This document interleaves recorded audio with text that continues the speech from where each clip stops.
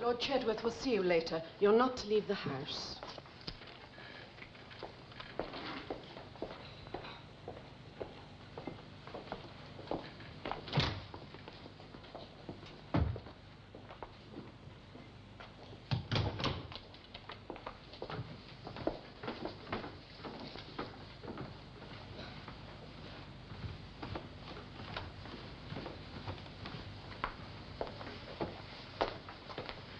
Lord Chedworth will see you later. Will you please not leave the house? Will you tell the noble lord we will see him sooner, not later? I'll call you when he wishes to see you.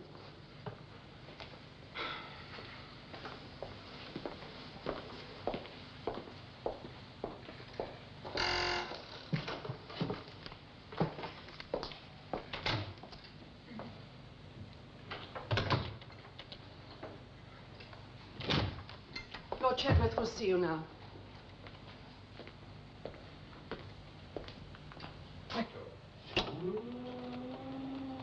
What do you want for breakfast? I have pills and coffee. I'm more of a bacon and eggs man. You'll get a heart like me? Until then. Bacon and eggs. Sit down. Thank you.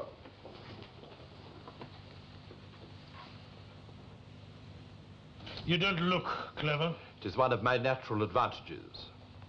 I'm going to publish your memoirs in the Sunday World, am I? So I'm told. I have a contract here. A lot of money. You are rich? Yes. Are you? I am comfortable. And you're a great detective. I've had my successes. No one knows you're here? I've told no one, at your request. That's not an answer. Several people have seen me in your anteroom. If they know who I am, they know that I'm here. They don't count. No one else? No. I've got something for you to do. Oh.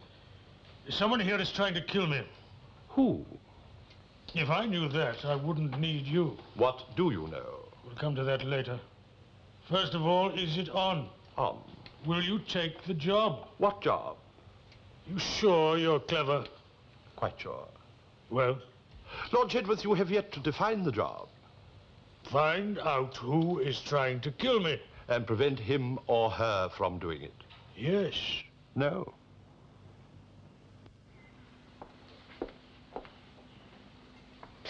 What have you got? Back later. Keep filing, keep smiling. Mine's less poetic. If the avocado pear is for lunch, vinaigrette, not mayonnaise. So, where's he gone? Mystery. Only the great man himself can solve it. But we can make 2 deductions. Can we? 1, it's not far. Why not? Because our employer does not travel on an empty stomach. 2, it's a posh sort of place with a first-class chef. Say why? I don't want to say why. Because our employer has come to expect, nay more to demand, an exceptionally high standard of breakfast. All right, I'll make it part of the deal.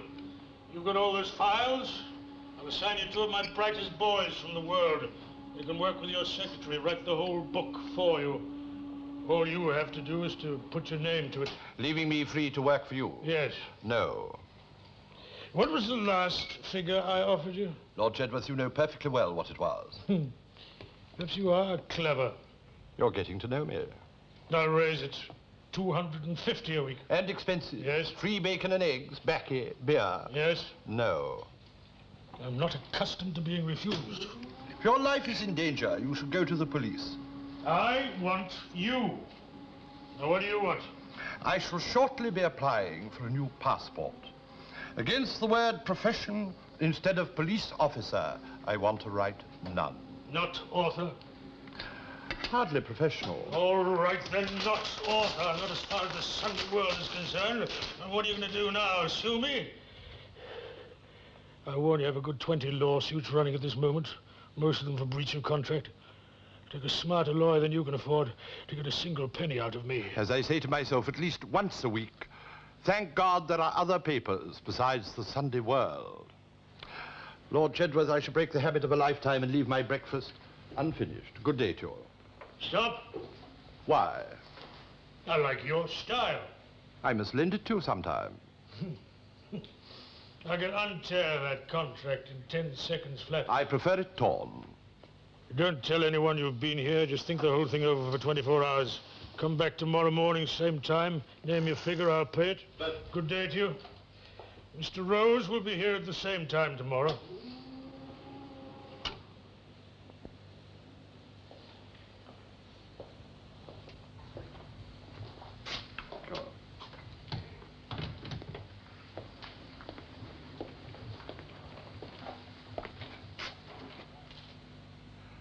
Good morning.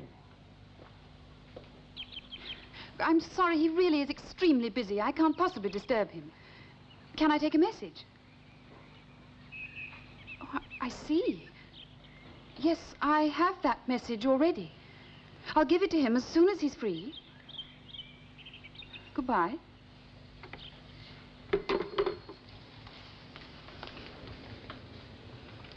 You're not asleep. Why not? You'd be snoring. I hate you. I'm not mad about you. We were supposed to write the first chapter of the book today. I'm not in a creative mood. Are you in a mood for hearing telephone messages? No. An anonymous secretary rang no less than 4 times to remind you of your appointment at 8 tomorrow morning. I do not need reminding. Nigel Chinnery rang twice about delivery dates. Go away. Are you going to stay there all evening as well as all day?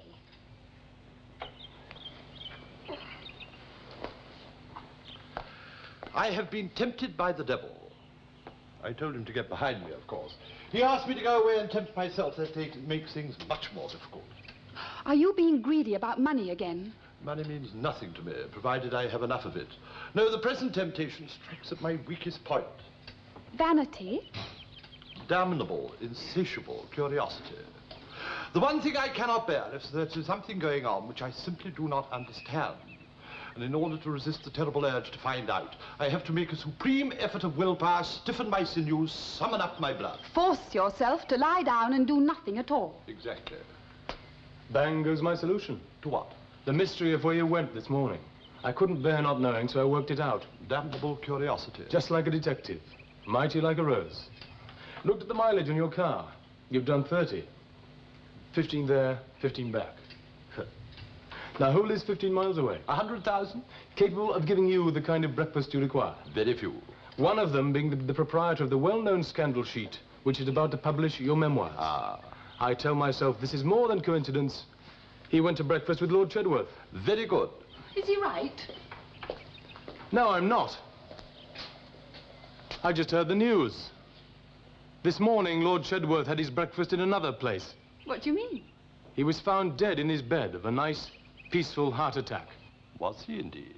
Oh, well, I was wrong. Try again. Oddly enough, however, I am having breakfast there tomorrow. Hey, Mr. Rose. Good morning, Mr. Rose. How do you do? I'm Miss Hillier. Good morning. We have met. Oh, it was good of you to come. Of course you've heard. Yes, I'm so sorry. Yes, it was very peaceful. But Mr. Brush and Mr. Grant did want to keep the appointment. You'll excuse me, I'll see if they will. Will you be taking breakfast, sir? Yes. What can I get you, sir? Oh, I think the same as I had yesterday. I beg your pardon, sir. The same as I had, but did not finish yesterday.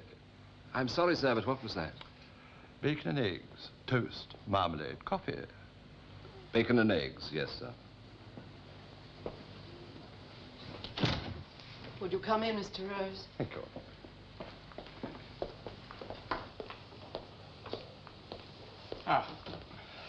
Good morning, Mr. Rose. How do you do? How do you do?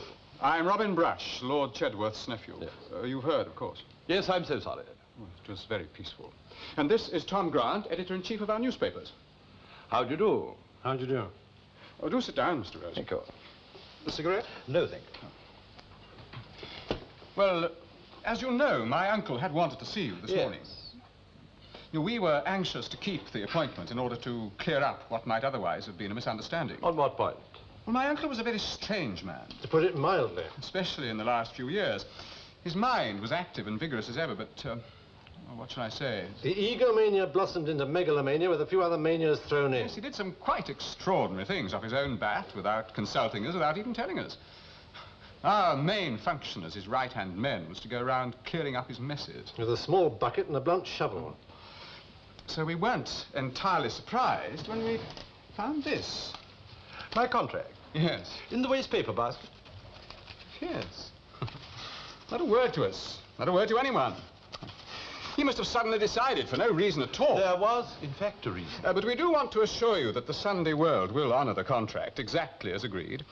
It's simply a question of making new copies, asking you for a new signature, and asking you if you'd be good enough to forgive. And forget. Yes, we'd prefer you not to mention it. There are too many bad stories about the old bastard already. Yes, we'd like to clean up his image. Insofar as is humanly possible. When I met Lord Chedworth yesterday morning, he was not at his most charming.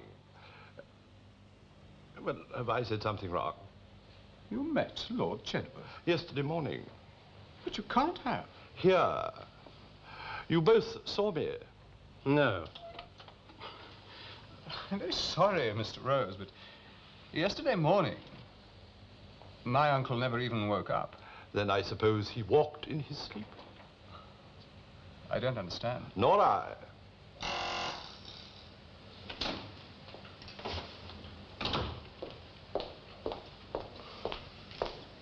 Miss Hillier, was Mr. Rose here yesterday morning? Oh, no, Mr. Brush's appointment with Lord Chedworth was for this morning. You're quite sure? Well, I made the arrangement with Mr. Rose myself some days ago and confirmed it with his secretary yesterday several times, if you look in the diary. Oh, yes. It's 8 a.m. today, Rose. 8 a.m. yesterday? Yourself and Mr. Grant. Oh, yes, of course it was. What do you care to see? Thank you, Miss Hillier.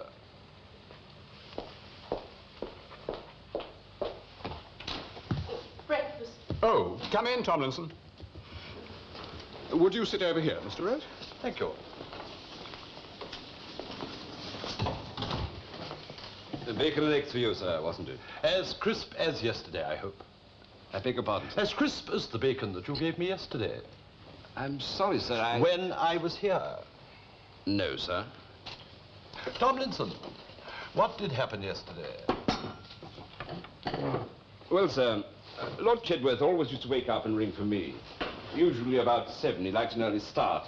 He always had his first appointments at 8. But I couldn't go in his room until he rang. I mean, it was more than my life was worth.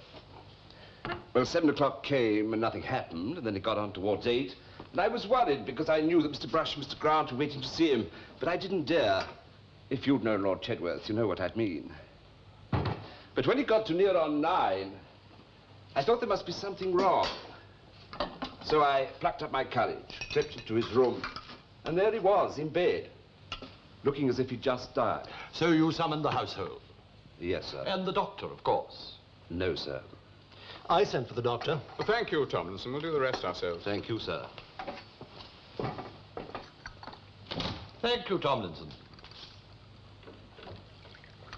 The doctor's name is Leonard Hallett. He lives half a mile down the road. Lord Chedworth's doctor for many years. At least while the Lord was down here. And no doubt he arrived with all possible speed. Yes. And certified... Death from a heart attack, as he'd long expected. Coffee, Mr. Rose? Thank you. Surely there's one other person to give a performance. Who? A lady.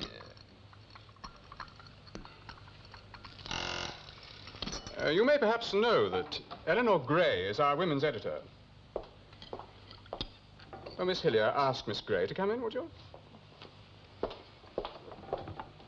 You may not know that she's about to become my wife. Congratulations. I thought her very beautiful. That is, if I actually saw her. Mr. Rose, we are not seeking to convince you that you're mad. We are seeking to convince you that the weight of evidence would be very much against you. Yes, it would, wouldn't it? So much so that no one would believe you. An ex-chief inspector of police. Even that. Good morning. No, please don't get up. Carry on with your breakfast. Oh, Eleanor, this is Mr. Rose. Oh, how do you do? How do you do? I believe I have to congratulate you on your marriage to Lord Chedworth. What? Well, surely you're Lord Chedworth now, aren't you? Yes. Of course, I didn't mean... We are not yet married. Miss Gray, may I ask you, or may I safely assume that you've never seen me before? Never. No one would believe me. No one. You may be right. But I can think of 2 or 3 people who might lend me their ear. Who? The proprietors of your rival Sunday papers. Let's put this back where you found it, shall we? And finish our breakfast.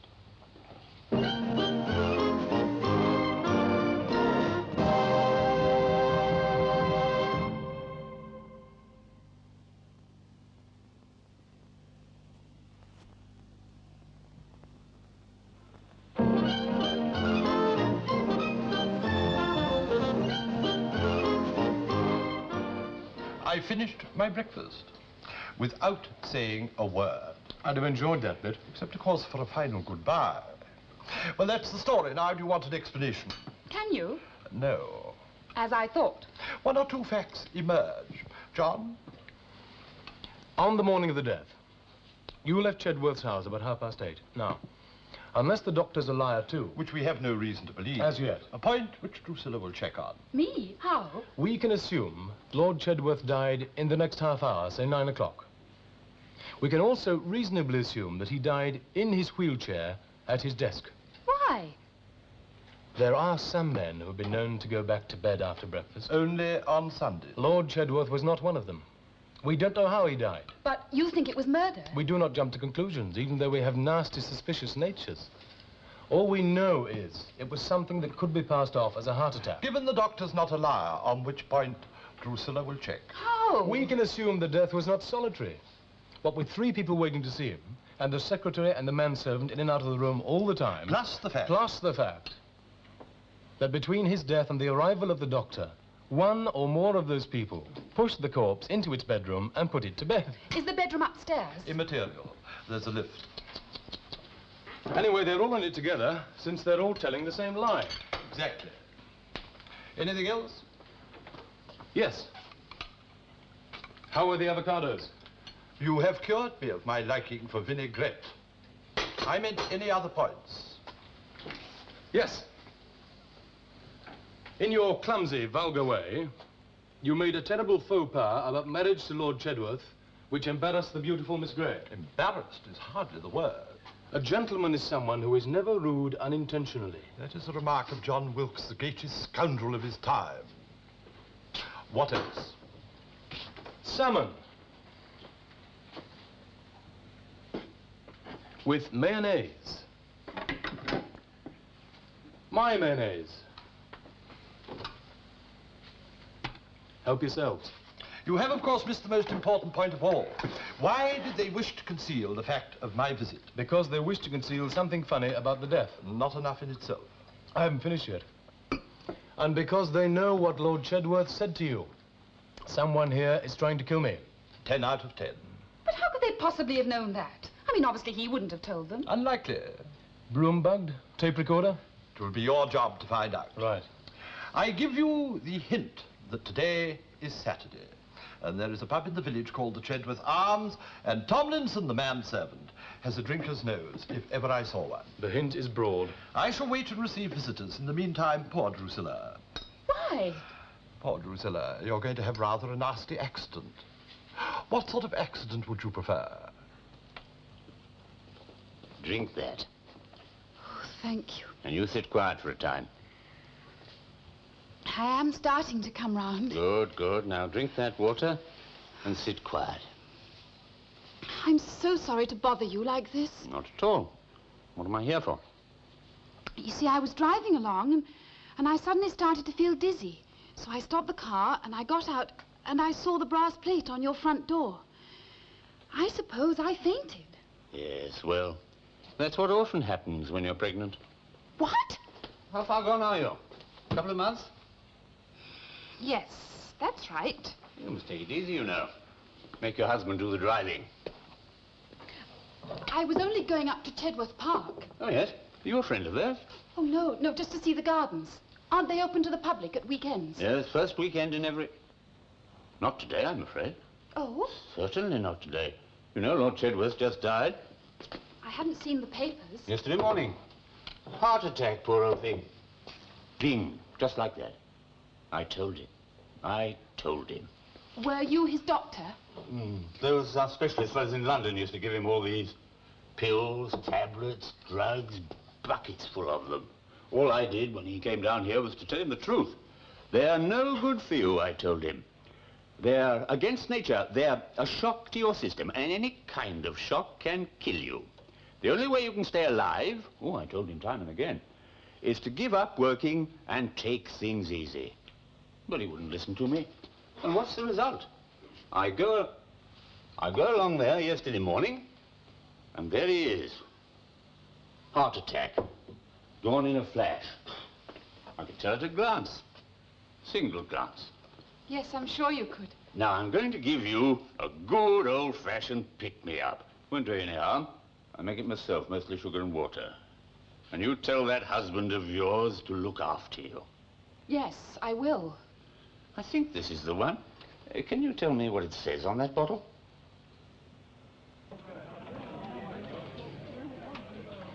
Evening, Mr. Tomlinson, the usual? The usual. I'm sorry to hear about the Lord. Thanks.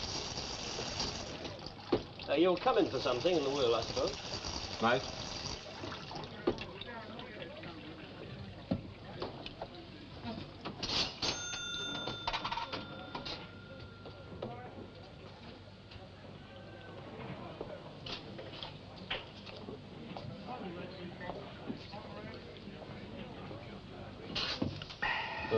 Have the second one on me. Anyone who can do that? Thanks. Who you with? The Honorable Gervais Lumby.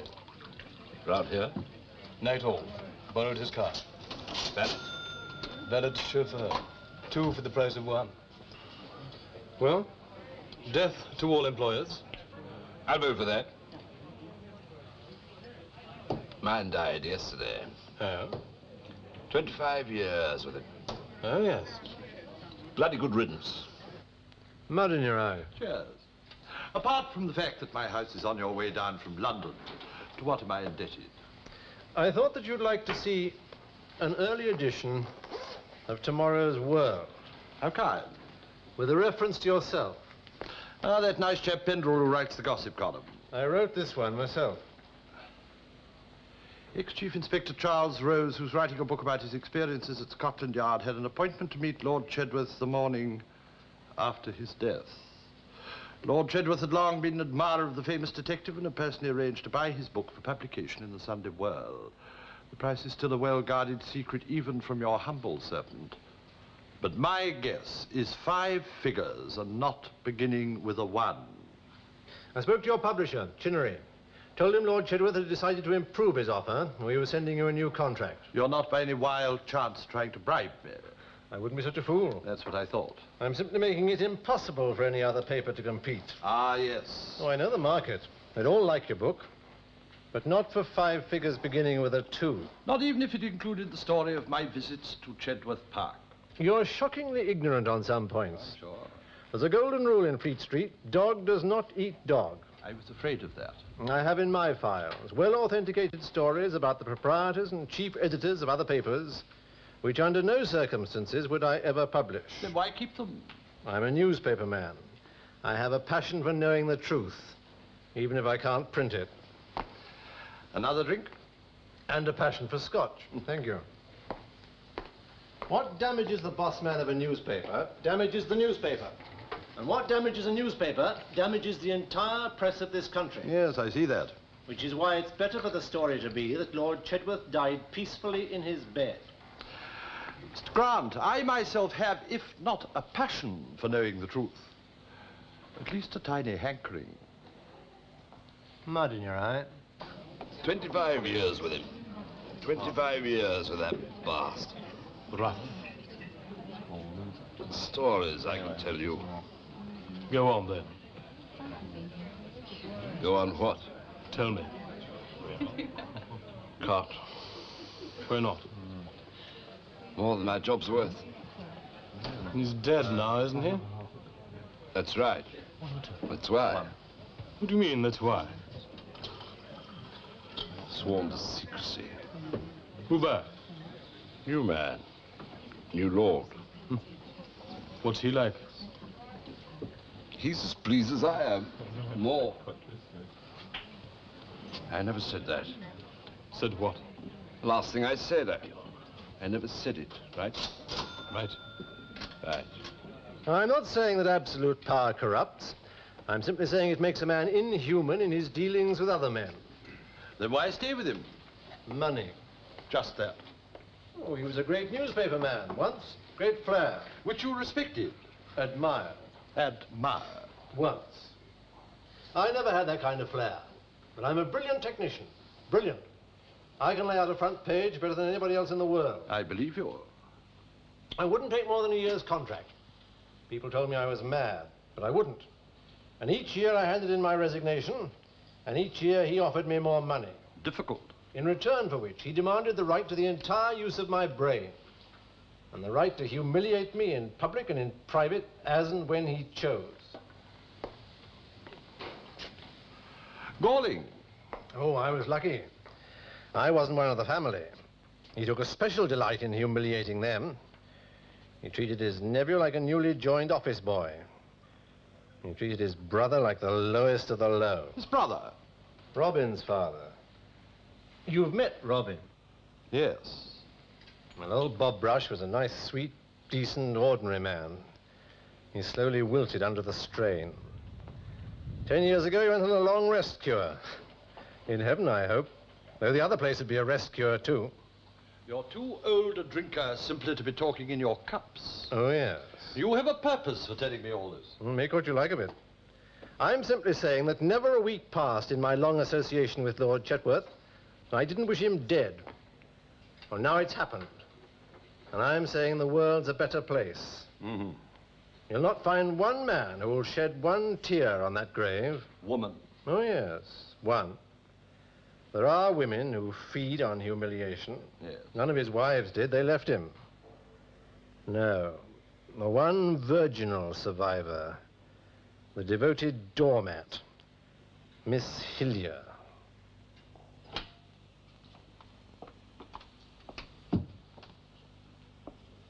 This is your room. Where's the light? By the door.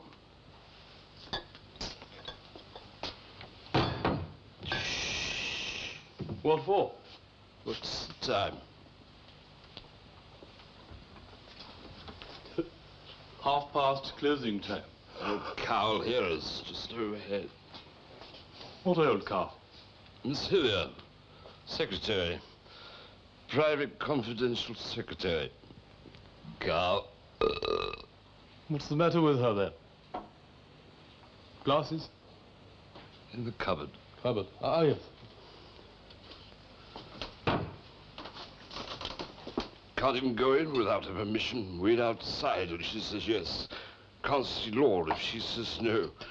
Can't do this, can't do that. Can't even hand him his pills and a glass of water. Oh no, let me tell you.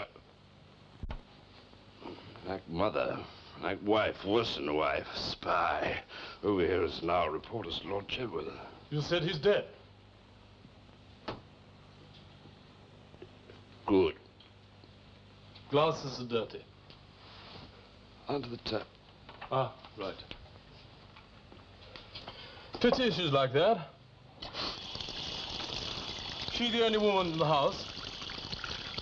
I said, she the only woman in the house. No pretty ones.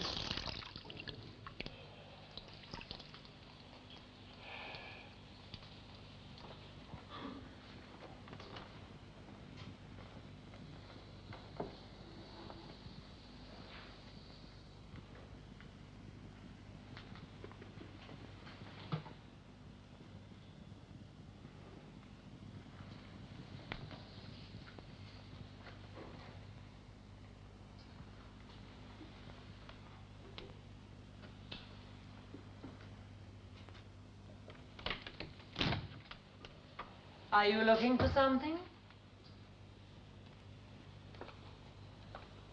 Lord Chedworth's desk. That's strange. So am I. It's in there. After you. You might run. After you.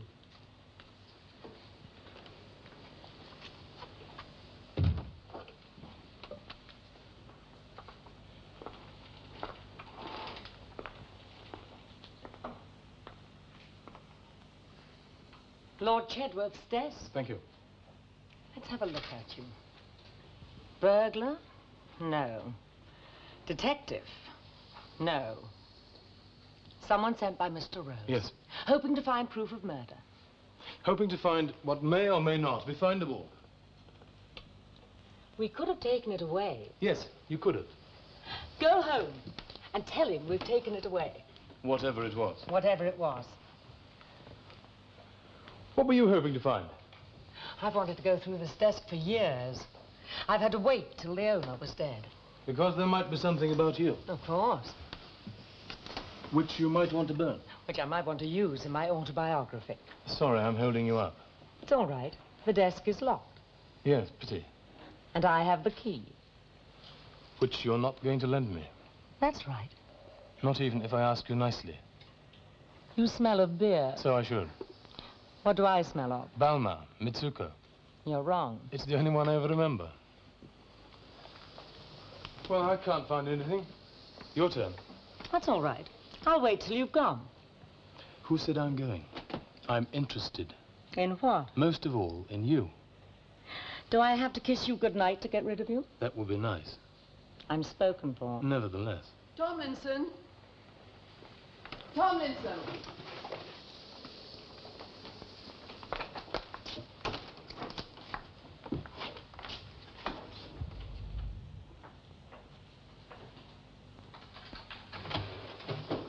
What are you doing in here? Looking through this desk out of vulgar curiosity. How did you get the keys? How do you think? Give them to me. I'll give them to their owner. You've no business looking in this desk. That's why I'm a highly paid journalist. I look where I've no business to look. Not while I'm here. And how long is that going to be? In more senses than one. Go back to bed. I'm not your underling now. Anyway, Robin's not back from London. There's no point in my going to bed until he's here.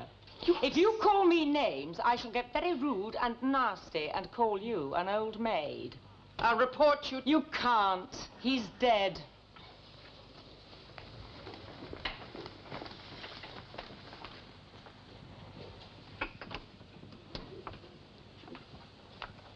Interesting. Yes. Underling. I began my meteoric career as her assistant, the secretary's secretary. But branched out. Her devotion to the late Lord Chedworth was greater than mine. You have to go now. Yes. We were interrupted just as I was about to.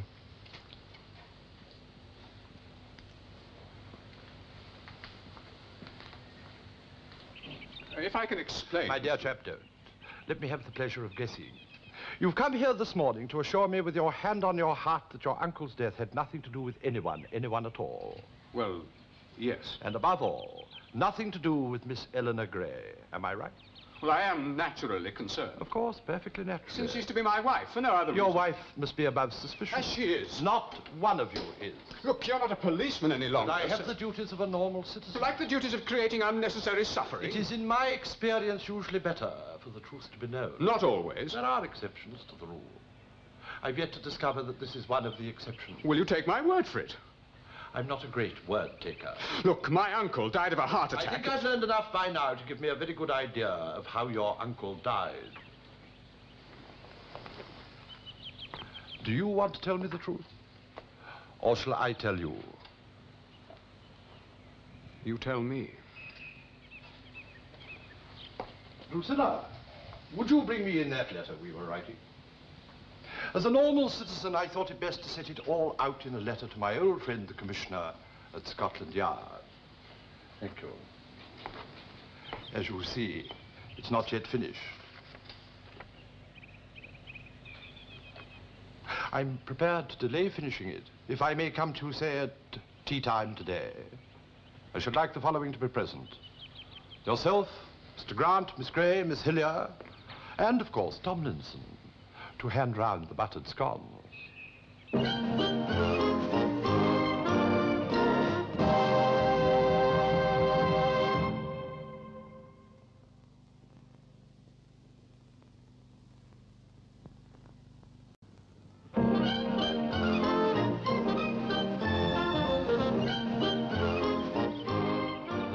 In my life, I feel like one of those detectives of popular fiction, assembling all the suspects in one room and suddenly, swiftly swinging round. Don't swing round too fast. I haven't finished yet. And naming the most unlikely person as the one who done it. You have a slight case of dandruff. Would I had more hair to have more of it? Really? How am I? Dapper.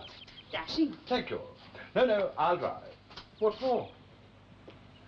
Since I've done all the work on this case myself. I think you all know why we're here. We've been favoured with a digest of your letter to the Commissioner. My unfinished letter. Well, I'll give you my comments on the first half. Do. It's the biggest load of rubbish since the last time we had an election. You all agree with that? Yes. Yes.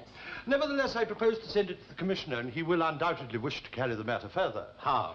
The usual way, sending detectives to investigate. In the face of our denials? Detectives are accustomed to denials, especially when they come from suspects. I have made out at least a prima facie case. Against all of us? Exactly, against all of you. You're mad.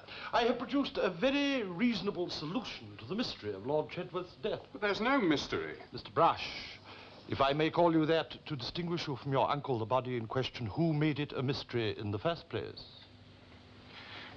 We were doing what we thought best. May I tell you what you did and draw the obvious conclusion? You all lied about my coming here. And with Tomlinson as principal liar, Sir. you all lied about the place and the manner of the death. For reasons. No reason can wipe out the evidence of a conspiracy involving every one of you to conceal the truth about the death, which presupposes a conspiracy to murder. No, no. Tomlinson, will you get Miss Hillier a glass of water? Yes, sir. Tea and buttered scones will be for afterwards. You're talking the most unmitigated rubbish. Am I? You all hated Lord Chedworth? You all wished him dead? Not me, sir. Tomlinson, you really shouldn't get drunk with my assistant. You mean... Now give Miss Hillier that water, without spilling it if possible. Yes, sir. I make an exception of Miss Hillier, since she can't speak for herself. I can only suppose that at the moment of death she transferred her loyalty to the successor. Le Lord est mort, vive le Lord. Miss Hillier, I know you are not part of the original conspiracy, or you'd have reported the fact to Lord Chedworth. You're merely an accessory after the fact. So, we murdered him, did we? You knew that Lord Chedworth had told me that he feared an attempt on his life. Did we know? Did we? Or you wouldn't have needed to deny my visit. We denied it because... Shut up. Go on with the fairy tale. You decided to take the calculated risk of killing Lord Chedworth straight away. And how, Mr. Know-all, did we kill him? Oh, there are quite a number of ways of putting an old man to sleep. Especially when the doctor is an equally old man, as blind as a bat, can't tell the difference between a heart attack and a slight case of impetigo. Do you propose to ask for a post-mortem? I shall hand it all over to the Commissioner. Unless, of course, you have a better explanation. No. Pity, I rather hoped you might. Mr. Brush? No. In that case, may I go on with the as yet unwritten second half of my letter? Don't bother. Some of you may prefer it to the first half. In it, I shall propose an alternative solution. That Lord Chedworth had no reason whatsoever to fear an attempt upon his life. That what he had done with the malignity of age was to invent a new and ingenious way of humiliating the whole lot of you. Oh, God, can't you see? He's been fooling us the whole time. He knows what happened. You know what happened, don't you? As near as damn it. All right. Here's damn it. I'll tell you. I've just had here with me the ablest detective of our time, Chief Inspector Rose. Yes, you have his contract. Speak when I ask you a question. Sorry. It may be a long wait. This has nothing to do with this book. I made Chief Inspector Rose an offer. He's coming back here tomorrow morning to accept it. What time, Miss Hillier? 8 o'clock. 8 o'clock. He will then take up residence in this house and continue to live here indefinitely. Are we allowed to ask why? One of you knows why. Perhaps more than one. And the rest of us must guess. The rest of you can help. Help to do what? Find out who is trying to kill me, as at least one of you is. Miss Hillier, you give me my medicine. Tomlinson, you give me my food. You're the most obvious suspects of all. No. And you other three. I need hear no denials, no cries of protest. Well, is that supposed to be a question? Yes. Well, I'm not trying to kill you. Why not? I drove your father to his grave, didn't I? Yes. Don't you want revenge? Sometimes. Haven't you any guts? No. Tom Grant, I made your life a misery. Don't you want me dead? You know me. I never get beyond thinking about it. Someone is trying it, and I'm hiring Rose to find out who. If you see anything suspicious, tell Rose. It's a warning and an order according to which you are. Right, thank you. Good morning. Is it just luck that I'm the only one you didn't accuse? Yes, good morning. Didn't specifically point the finger at? Do you want me to? Yes. Right. I point a finger. Satisfied? You can go. No. No. Not yet. No, let's go. This is the morning for news. Did you know I was marrying Robin? I heard a rumor. Did you know that I've been sleeping with him for the past 3 years? I'll believe it. Did you know that in spite of everything you've done to him, he's more of a man than you are? You bitch. Oh, don't worry. I've never slept with Lord Chedworth. Often as he's asked me, much as he still wants me. I don't fancy him, that's all. I only fancy his victims. Can't you see what he's doing to us now? There's no truth in this story about killing him. He's cooked it up, that's all. It's part of the process of wrecking us.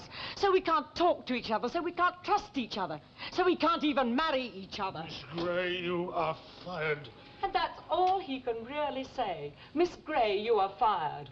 But I've seen Lord Chedworth, not behind a great desk, not in a regal wheelchair. No, you must. But standing on his own 2 tottering feet in my bedroom at night, making a senile, futile, ludicrous attempt on my virtue. No. I am not accustomed to being refused. Stop her, stop her. I've seen the Emperor naked, and I tell you, the Emperor has no clothes, and he looks like nothing.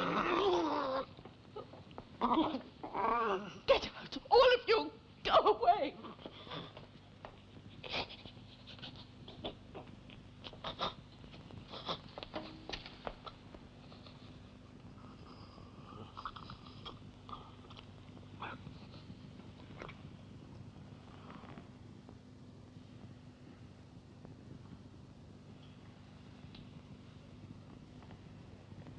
He's dead.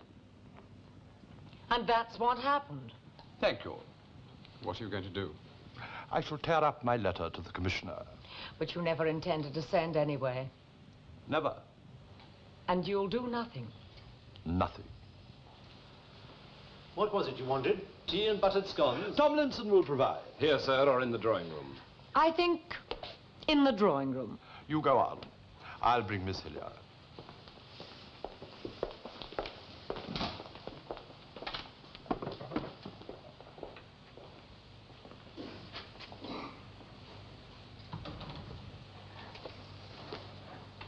What was in the glass?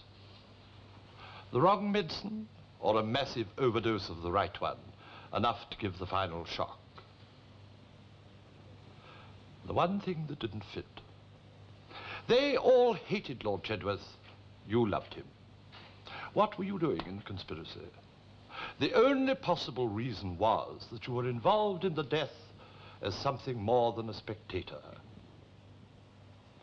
That's why I wanted to hear their story, to know how it ended. And it ended with you. I hope and believe that I can understand how you felt when you found out that your beloved emperor... I hope and am willing to believe that when you gave him that drink, he was dead already. As his heart had been for some years. Will you join us for tea?